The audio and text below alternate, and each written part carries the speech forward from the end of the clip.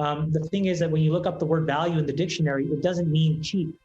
It doesn't mean a cigar butt with two puffs left, that famous Buffett Munger quote. I think it actually means something that has value. And so then I'm really thinking about, what are the cash flows of this business? How does it create a moat, right? Meaning in software, some technological way that's hard for people to compete with it. And then can I get it for a price where there's a margin of safety, where if they mis-execute for a quarter or if they have a little hiccup, it's going to be okay.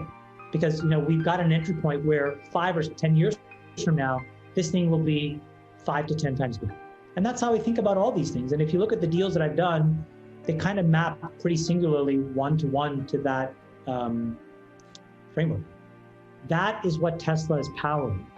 That is what allows it to be a multi-trillion-dollar company. So does it have the same return profile as when I bought it at what is an equivalently now 25 or 30 bucks a share? Well, obviously not. But can it be multiples higher than where it is today? Absolutely. An investor is not a speculator, and it's not a day trader. And I think that a lot of retail, a lot of normal people, the only way they will close the inequality gap is because they take it upon themselves to learn how to become an investor. The government's not going to save them. No law is going to save them. No, taxation of the rich is going to save them. They can save themselves. And you have to learn how to invest, which is to put money into the things you care about and then do nothing. And learning that second part is super hard. And so if you have apps that glorify speculation, you're not going to teach the right kind of behavior. So of course they should exist. I believe in a free market. Am I a fan of them? Not particularly. I want to understand, Chamath, how you decide what to invest in. Do you believe, and this is a subject that's come up on your podcast, your All In podcast, do you believe in fundamentals, or as has been argued, a stock can trade wherever, regardless of whether it is or isn't hinged, to the fundamentals of the underlying business? Well, maybe I can just give you an insight into how I process any opportunity. Sure. Random company comes in to the top of the funnel. Immediately, I'm making a very quick, hopefully it's a decision, but maybe sometimes it's a judgment. And I'm asking myself, does this fit into my worldview or not? Meaning, is it in my circle of competence? And I have a very simple way of looking at this. Is it going to fix something in equality that I think is important, or is it going to fix something in climate change that I think is important? Those are the only two things I care about. Inequality and climate change. Under inequality, there's a bunch of stuff. Financial equality is important. Healthcare equality is important. Education equality is important. So it allows me to organize a lot of different opportunities. Make something more symmetric. Does it take something that was asymmetric and fix it? So that's my first judgment, which is qualitative.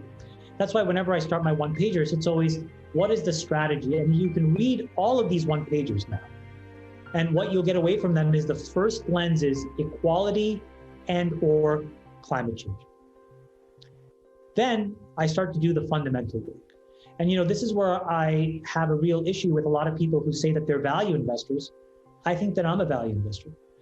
One of the things Buffett did was effectively hold forever, right? Put his permanent capital to work and almost never sold. Is that you as well? Is the money that you have in, whether it's Virgin Galactic or Clover Health or Open Door or SoFi, permanent capital that you're never taking out? Yes, but with an asterisk. Buffett became a billionaire at 58. I, because of Facebook, quite honestly, got extremely lucky in my early 30s. But this last decade has been training. And, these last few years now, I'm really on the field. I got my pads on, and I feel like I can play as good as anybody else. But the reality is all of the things I want to do vastly outweighs the capital that I have. Probably I'm, running $10+ billion, 10, 15 billion. I don't know the exact number, to be completely honest, I should. But I am risk on. And I am moving a lot of balls down the field, myself and my team. And the reality is that those things sometimes consume capital. So at the end of last year, my family office called and said, hey, dummy, you need to put a little bit of money here just to like make sure that we have liquidity and we can keep doing all these things. And so I had to sell, a couple million shares of Virgin. I didn't want to. I haven't sold a single share of anything that I've done in the SPAC platform, in the pipes, other than those few million shares of Virgin. So if given my druthers, Eric, and if like, if I could really just go for it, I wouldn't sell a share of anything I buy because I believe in it. But every now and then I run up into liquidity constraints like everybody else, and I get a call and they say, Chamath, stop, slow down. And I say, no. And then they say, okay, then at least give us a little buffer here so that we can continue to do all the things you want.